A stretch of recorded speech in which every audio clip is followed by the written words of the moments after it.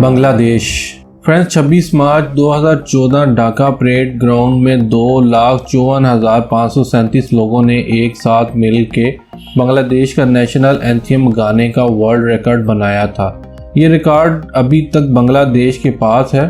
فلپینز کے لوگوں نے یہ ریکارڈ توڑنے کی کوشش کی اور 3 لاکھ لوگوں کو جمع کرنے کا ٹارگٹ سیٹ کیا، لیکن صرف 94,584 لوگ ہی جمع ہو پائے تھے۔ السلام علیکم فرینڈز، میرا نام ہے محمد Noman and welcome back to Dubai studios. ہم آپ کے لیے لائے ہیں امیزنگ اینڈ سرپرائزنگ فیکٹس کا ایک نیا ایپیسوڈ۔ لیکن شروع کرنے سے پہلے اگر آپ نے ابھی تک ہمارا چینل سبسکرائب نہیں کیا تو ابھی کر لیں اور بیل کے آئیکن کو پریس کر دیں تاکہ ہر نئی آنے والی ویڈیو کا نوٹیفیکیشن سب سے پہلے آپ کو مل سکے۔ فرینڈ 1757 میں برٹش گورنمنٹ نے اس وقت کے موجودہ بنگال کے حکمران نواب سراج الدولہ کی آرمی کو پلاسی کے مقام پر شکست دے کر قبضہ کر لیا اور 1947 تک 190 سال برٹش گورنمنٹ نے بنگال کے علاقے میں رول کیا۔ فرینڈز 1971 سے پہلے بنگلہ دیش ایسٹ پاکستان کے نام سے جانا جاتا تھا۔ 1947 میں جب پاکستان اور انڈیا کی پارٹیشن ہوئی تب جن علاقوں میں مسلم کمیونٹی زیادہ تھی وہ پاکستان کا حصے میں شامل ہونا تھے۔ موجودہ بنگلہ دیش جسے بنگال اسٹیٹ کے نام سے جانا جاتا تھا پاکستان کا حصہ بنایا گیا تھا، جبکہ ایسٹ پاکستان اور ویسٹ پاکستان کے درمیان 2204 کلومیٹر کا فاصلہ تھا اور کوئی زمینی اور سمندری کنیکشن بھی نہیں تھا۔ بہرحال 1947 کے بعد بہت ساری کلچرل، پولیٹیکل، فائنینشیل اور ٹرانسپورٹ کی پرابلم جن کو انڈیا نے انفلوئنس کر کے بڑھاوا دیا اور 9 مہینے تک جاری رہنے والی جنگ کے بعد بالآخر 26 مارچ 1971 میں ایسٹ پاکستان بنگلہ دیش کے نام سے ایک آزاد ملک بن گیا۔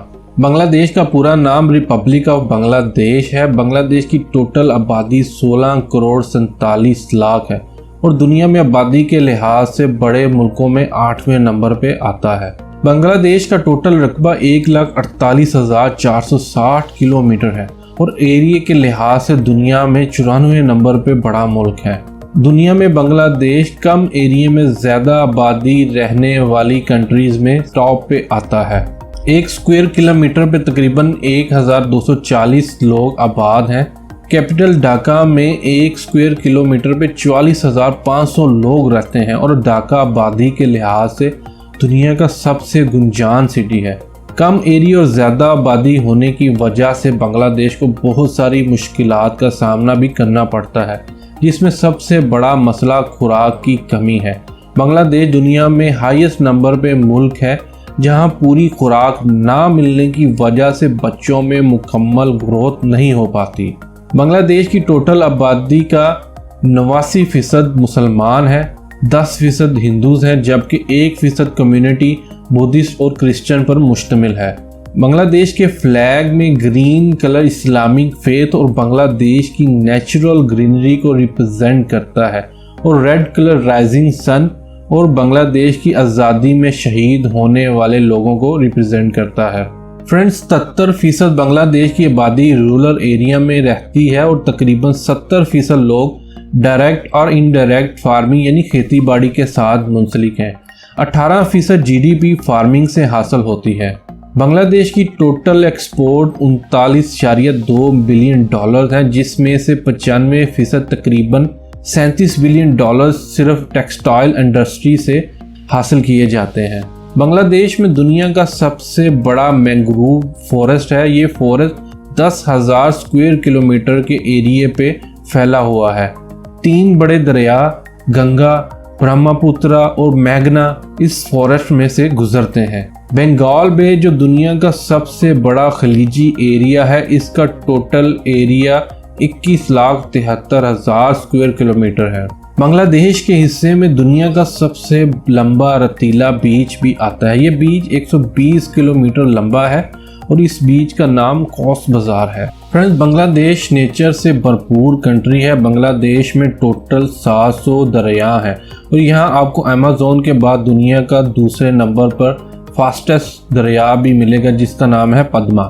فرینڈز نارملی ہر جگہ میں 4 ویدر سیزنز ہوتے ہیں، لیکن بنگلہ دیش میں 6 سیزنز کاؤنٹ کیے جاتے ہیں جن کا نام وسنت ریتو یعنی spring, گریشما Ritu summer Varsha Ritu monsoon, Sharad Ritu autumn, Hemant Ritu pre winter and Shishir Ritu winter season. Tiger दुनिया में अपनी तेज रफ्तारी, बहादुरी और दहशत की वजह से जाना जाता है। बांग्लादेश के मैंग्रोव फॉरेस्ट में इनकी सबसे ज़्यादा तादाद पाई जाती है। इस वजह से बांग्लादेश का नेशनल एनिमल टाइगर है और इसको बंगाल टाइगर के नाम से भी जाना जाता है। लेकिन इनकी तादाद अब खतरनाक हद तक कम हो चुकी है। बांग्लादेश दुनिया में सबसे ज़्यादा वेजिटेबल्स खाने वाले मुल्क की लिस्ट में भी टॉप पे आता है। एक अंदाजे के मुताबिक एक बांग्लादेशी पूरे साल में सिर्फ 4 किलो गोश्त खाता है।